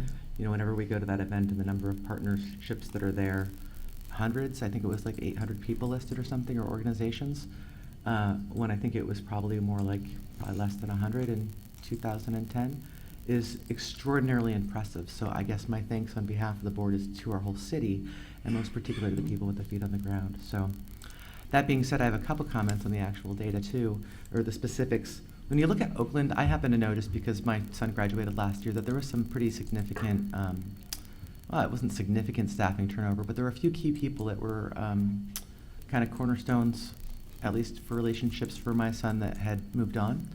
And I know that relationships and education, particularly for many of our Oakland students, is the difference. So, and it takes time to build them and to reestablish them. So I'd be curious about that. And I completely forgot my other question. So unless there's other questions, I'm ready to move on to the next report. Feel free to email if you have questions as we It will come to look me, I'm closer. sure. Okay. Yeah. All right, good evening. So the second report we have relates to two of our benchmarks as part of our Academic Excellence Goal 1. And so embedded in our Academic Excellence Goal is preparing our students for college and or the world of work. You may have heard, we all have, the phrase college and career ready, which is a designation given as part of our Common Core state standards. This report will review two of our benchmarks, which help measure our success preparing our students for their post-secondary world. VANI, which stands for Verification of Next Institution, and IRCs, which stands for Industry Recognized Certification. So the first part, I guess I have to click this. The first part is our graph regarding verified acceptance to next institution, which I just referred to as VANI. And as you're kind of looking at that graph and digesting what's there, I just want to give a little context. The importance of additional education and training post-high school has increased significantly in the last decade. The high school diploma is no longer sufficient in the 21st century. Tacoma Public Schools recognizes there are multiple pathways to success after high school: technical college, community college, or four-year university, apprenticeships, or military service. We are committed to ensuring every student meets the entrance requirements that grant them access to post-secondary options. One measure of getting our students ready for their post-secondary world is to track the percentage of our students demonstrating the acceptance of high school seniors to either college, military, or apprenticeship programs. In fact, Tacoma is the first school district in Washington to create a comprehensive process for monitoring student acceptance to post-secondary education. In 2013, Tacoma began monitoring and verifying that the student applied for was accepted into their post-secondary pathway. Requiring VANI, or Verified Acceptance Next Institution, strengthens our culture of college going and post-secondary planning by infusing an expectation that every Tacoma student can and will be successful in their life after high school. So when you look at this first graph, you can certainly see the relatively linear increase in the number of our students who graduated with a VANI, a Verified Acceptance to the Next Institution. So in 2013, it was 41.2, and last year it rose up to 73.3. This is the VANI data by subgroup. And you can see, and I'll discuss the trends or the findings in a subsequent slide, but you can see there's a lot of pluses there, a lot of increases in the number of VANIs that students have submitted to their schools. So key findings: the high school and beyond plan's a graduation requirement. So that is a state requirement.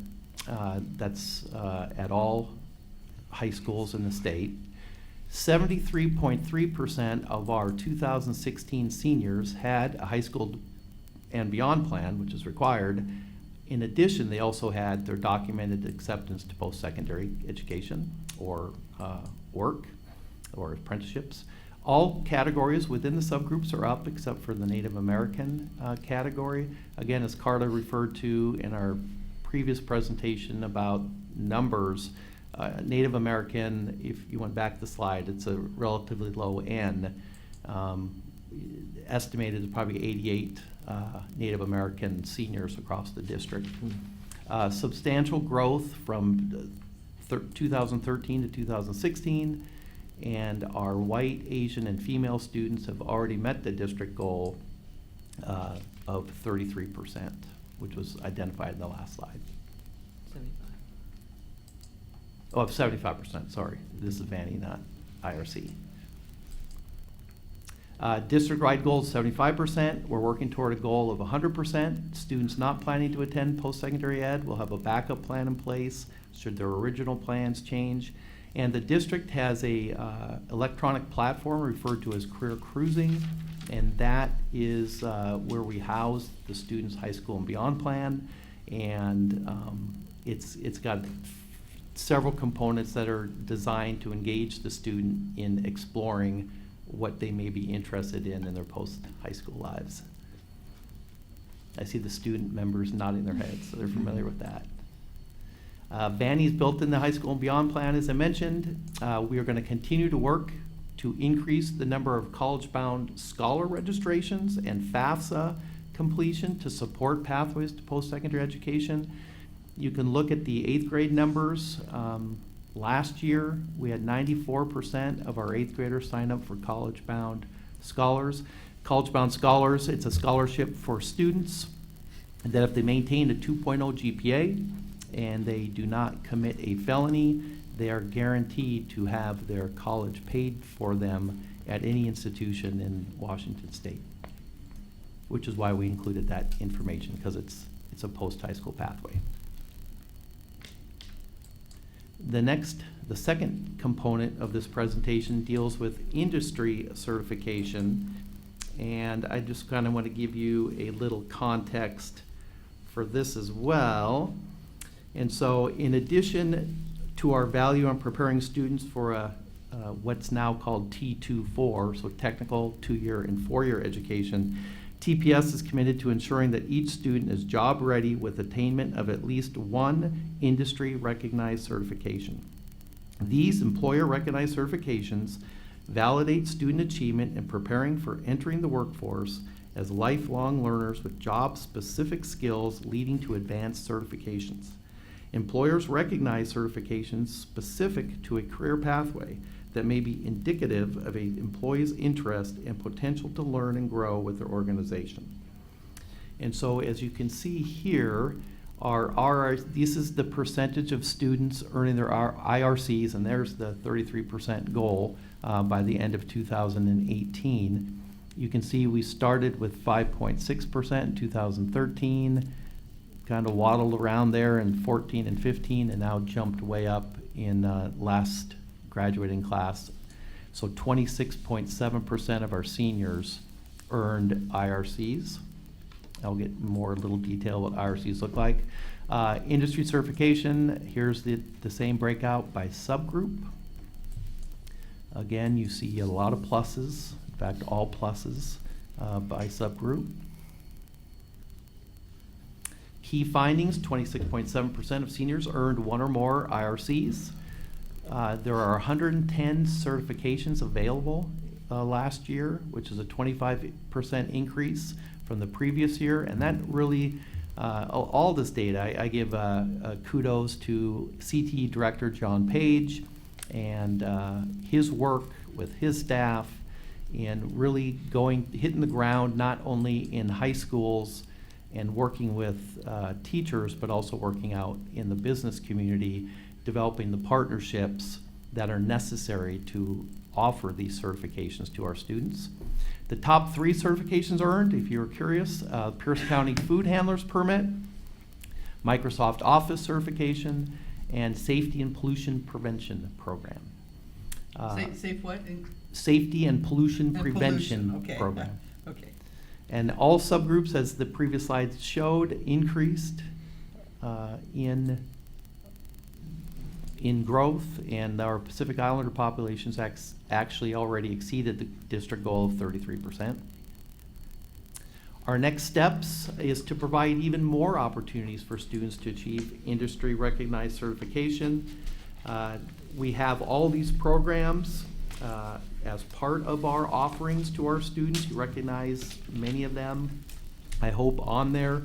I'll just pull one out, and I pulled it out because it was on the school webpage. You may have seen pictures of students in the pool getting their Tide Flat certification, and so that's an example. 13 of our 22 participants all completed all the requirements necessary to receive the full Mariner certification, including passing training in first aid, survival, basic firefighting, personal safety, and social responsibility, and completing the application process through the United States Coast Guard. And so that's just one example of many of where we're embedding the opportunity for students to earn IRCs in our programs, either CTE at high schools or programs with our community partners. Great. And I believe That's it. that's it. Yes. Questions for the board? Director Cobb? Which one? I'll go. I just have one question about college-bound scholarship signups that you mentioned. I'd be interested to see that broken out by middle school, especially given that it's a scholarship that focuses on low-income students. It would be good to know how our schools with higher percentages of free and reduced price lunch eligible kids are signing up in comparison to other middle schools. We can absolutely get that data. Yeah, we have that data. Great. Director Hines? Well, this is one of my favorite benchmarks that we have, and I think the foresight to do this, to track this, because what it does is validates career paths for kids. And I think one of the greatest disservices that came out of No Child Left Behind was the only standard of achievement was, are you going to a four-year college? And that's not a right fit for everybody. And I talk about that with our kids all the time, the ethics of it now. So you go to a four-year university, great, you've got a degree and you've paid a bunch of money and there's no job in your field. That's better than a student that's passionate about pursuing something that through a certification or a trade school so we're non-judgmental in Tacoma. We say, what are you passionate about? What do you want to go and do? And we help them to go do that. And then we hold ourselves accountable by tracking it and talking about it publicly every quarter. And I feel compelled to channel Dr. Garcia on slide 8 on the 26.7 for folks that might think, oh, well, it's only a 0.25%. That's 26.7% of our kids that leave high school with an industry level certification to go out and do professional work. It's a game changer for our kids. So I'm just very proud of that work. And John Page, the work that you're leading through CTE is fantastic. And I think that's what's contributing to our higher graduation rates, because we've got kids engaged, because those that might have checked out because I don't want to go to a four-year now stay in and are compelled to finish because they understand they can go do something really cool once they graduate with that diploma. So thank you for the good report and the good work. I like the connection of the graduation rate and this benchmark as well, because they are interdependent and representative of the good work going on in the district. Thank you. Director Winslow? Career cruising, I'm just not a huge fan of it. Because, the other day somebody called me and they told me their son was going to go to college and he had no idea what he wanted to do. And it was like, maybe I shouldn't go to college because I don't know what I want to do. And I said, you don't even have to declare your major until the end of your sophomore year. And there's so many interesting classes in college that we don't even offer in high school, and people say, wow, I had no idea that there was this ability. So I hope that we're very we put that out there also, that here are, you go through career cruising, but there are a lot of other things and you're going to find them later on in life, and not limit ourselves to that. So. Yeah, I believe that program is really designed to get them to learn about career possibilities. Mm-hmm. That what is engineering, what is X, what is, just so that they have an idea of what is possible for them. Yeah. Certainly not locking them into a certain path. And to say that there's gonna be a lot of other things you're gonna discover later on too. Yep. That's all. So I'm going to follow up on the career cruising thing, and then I have some questions for our student board members about the same topic. I also, as a parent, was not a fan from it. The implication in the school was not at all that it was just for them to investigate. There was multiple times that my kids came home stressed out with this. I have to tell them what I'm going to do with the rest of my life by tomorrow. And we had to talk them down from the ledge, right? And so I would suggest that it would be interesting to discover if it's the best tool for what our goals are in relationship to it. And I would really like to know your opinions on it, and then I have some other comments to make as well. Career cruising? Yeah, I definitely took on the role of career cruising this summer when I knew it was due at the end of senior year. Yeah. I'm also on the same boat, like I don't know exactly what I want to do, or I have an idea, and I think career cruising did help me focus on my strengths and weaknesses, but at the same time you have to remember, like, there's so much more you're going to experience in life, and I'm only 17 years old, and I have so much more to give to this world than just what a computer tells me. So I think it also comes from a point inside of you where you have to realize, like, yeah, I'm good and I have strengths in life, but there's so much more I can give, and I think that's through personal experiences. But I do believe career cruising is helpful. I truly do believe it's helpful. Good. I feel like career cruising would be more influential if it highlighted, as Mr. Hines was saying, other forms of post-high school plans. Because when you go through it, it's kind of like, what are you good at? What are your strengths, your weaknesses? This is the kind of career path you should go. Pick your four-year universities. Yeah. And it's just kind of like, oh my gosh, I'm a freshman. I don't know what I want to do with my life. Why do I have to decide now? So that's one aspect of it that I didn't really like. And then also, I'm kind of the kid that's always had a plan, and that I've always known what I wanted to do. And so when I went on there and they said, you should be a ballet instructor, I was like, no, Mom. I was like, am I not cut out for this? Like, what am I doing? And so that's just one thing that took me. I was going to go off that as well. I remember when I got my results back, I had B's and C's in all except one category, and it was making me realize, oh, am I not cut out for anything? Yeah. I think that's one aspect that I felt a little, I just felt like I wasn't prepared. For instance, because my strengths weren't given through career jobs. So I think that's one thing that's kind of a little default in the system. Thank you for your insight. If I can make it a couple more questions or comments. The verification on the next place of institution, which I'm always going to get wrong. Vanny. Vanny, thank you. I just have to think of Vanity Fair or something like that, but somehow that doesn't work. Anyway, as I talk to people in other school districts and even at the community college level, they'll say things like, they ought to do something like this. I'm like, oh, we do it in Tacoma. No, but you need to strategically do it as with intention. I'm like, it's a benchmark. And people's mouths just drop open. So I wanted to say that out loud because it is very, very cool that we do that. And we're still dependent. I mean, it's not required that people do it. We're asking students to tell us what they're doing next, correct? Correct. So knowing that number of responses is fairly extraordinary, really. Likewise with the certifications, because it grew exponentially, and it's not required for graduation. It's things that they're taking advantage of their own free will before they cross that stage, because it seems like a good idea. It's one thing to get a kid across the stage, but to get them across it enthusiastic and with the credentials to go someplace from there is pretty astounding. So I wanted to say that. I'm going to hop back to the other report real quick because I remember what else I was going to say. It wasn't a comment for you. It was a comment for my fellow board members. When we look at our graduation rates and what we want to do next, I would just want to put out there that we think about the 5-year graduation rate, the kids that need to be there until they're 21. Right now, the way that our rates go and the way that we speak and articulate infers that if you need more time to be prepared to go, that you've failed, and that's just not true, and I don't think that's what our intent is. So I don't know how to set that as an appropriate goal, but I wanted to put it out there so that we're thinking about that before we get to that meeting. We do track 5-year rates and count it and look at it. But I mean, as part of a goal, so we're not looking at, like, I don't want us to go to 100% graduation rate and not people don't know that. When they see our 85% graduation rate or 100%, they think it's everything. I want to Okay. differentiate it and also make sure that we're, in the way that we stated, honoring those people that need to take more time. Okay. So it doesn't become a negative, because I think most people in the universe assume that if you took more than 4 years, that it's permanently problematic, and that's not the case.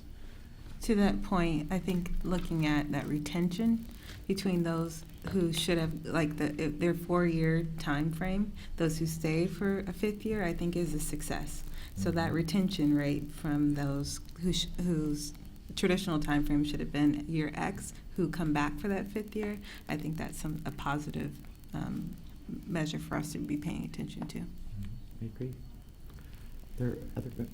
I just want to make sure that I recognize Dr. Garcia. He's not here tonight, but I know how well he's worked with the PK-12 teams to make sure this I know he worries about it every single day about every student, and I know he bugs Doug to death and the high school principals, and so I just want to acknowledge that these benchmarks, our success at reaching them is certainly a product of that K-12 PK-12 effort, but it's also definitely a product of him really dodging it every single day. So I want to recognize him for that.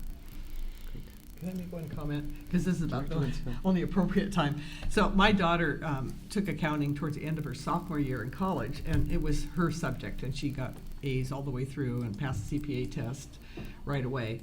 Well, years later, she found the paperwork from high school saying what she should study, and it said she should not study accounting. And she said if she had seen that, like she had seen it, but she kind of forgot about it. But if she had looked at that towards the end of her sophomore year before she took accounting, she may not have taken accounting. So my problem with it is that it's limiting sometimes for some students. So that's my comment. Any other comments? Thank you very much for both of your reports. Thank you. Thank you. Good job. Okay, then we're on to board comments and reports, and today I think I'll start with our students. We'll start with Elena. Your report. As I'm winding down my Tacoma Public School year, I'm realizing how thankful I am of this free education that we're given, and it's a high-class education, I must say. I'm so thankful for the amount of knowledge I've gained throughout my year. So I don't know how to express it, but the fact that I'm going to pay for a school, like the fact that I'm going to pay for an education next year frightens me, but also I'm prepared because I know that I've got a good basis. So I want to say thank you. That's great. I thought of something. So my school, and I know that a lot of schools across the Tacoma Public School District, especially at the high school level, have participated in We Scare Hunger, and I just kind of wanted to report on that. Like, it went really great. And so at Wilson, we were able to give 12 turkey baskets to families that are in need for Thanksgiving, and then we also, I think it was like an upwards of, I want to say like 20 boxes of just additional groceries that we were able to give to families in need at our school. And I know a lot of schools got a lot of food for especially the holidays and just for families that are in need. And so I'm really excited about that because that was something that I think at All City Senate they talked about a lot and was kind of an idea last year, but really came through this year. So. Excellent. Thank you. Director Hines? I had a chance today to be at 2 different schools for Veterans Day assemblies, and I was impressed with the reverence paid to the men and women in our armed services and the emphasis on, regardless of your viewpoint on where they're serving and why they are serving, to recognize the sacrifices that they make individually and that their families made. So very well done, and I hear every year that we have fantastic Veterans Day assemblies. And then I just want to give a shout out to my 2 guys that have hung in there, because we've gone a little bit longer than I had sold the 2 of them. But there will be pie.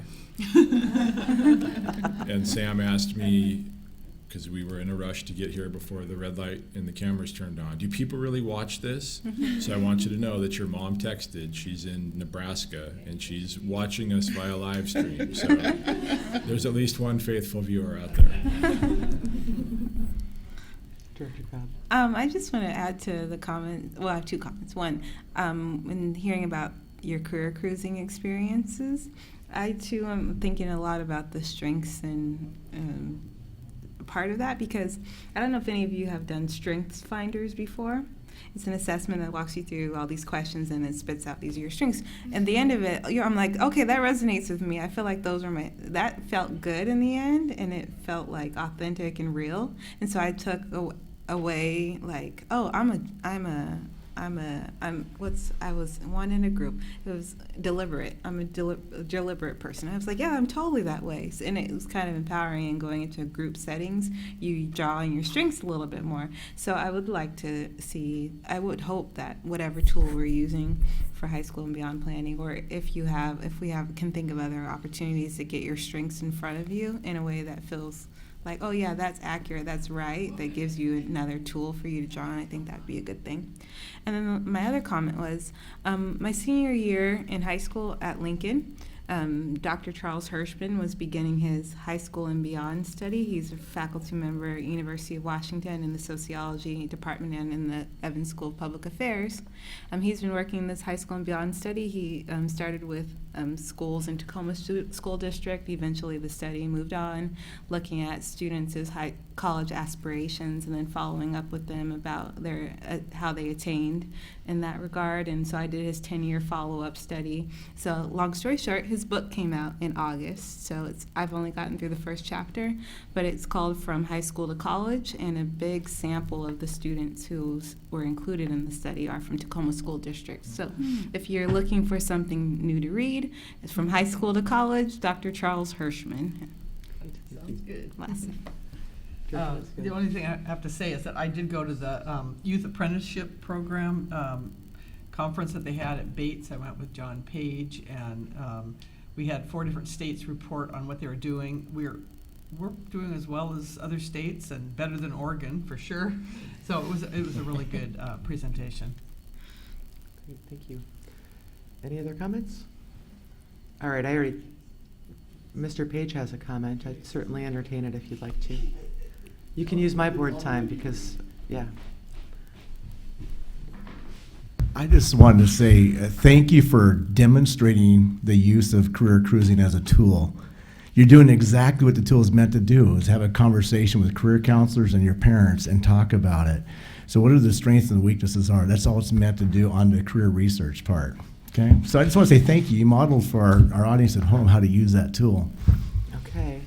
It also seems to me that, based on the comments of our student directors, that it might make sense to do some professional development around, hey, this is how you look at it, it's not perfect. And that, to give you some, so that when students look at it, they have a context for how to use it. So that's certainly Useful, not something painful? like that. Yeah. Yeah.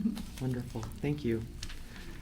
Moving on to announcements of future board meetings. We'll have no study session on November 17th because many of us will be at the WASDA annual conference. Can I say what we're getting there? Yeah, it's public. Yeah? What's the name of that award? Actually, I can't say it. So the Washington State School Directors Association has awarded us a Board of Distinction. Board of Distinction, And yes. we're a finalist for State Board of the Year. Which is kind of awesome. So for those of you that are going to represent, my thanks. Monday, November 21st, we have our regular board meeting at 6 p.m. On Thursday, December 8th, will be our study session. A study session at 5 p.m. with a 6 p.m. regular meeting. Without further ado, I'd entertain a motion for adjournment. So moved. Second. All those in favor? Aye. Aye. So moved. Thank you.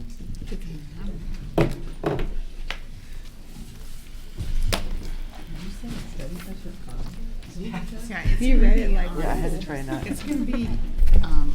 I had to not argue with it while I read it.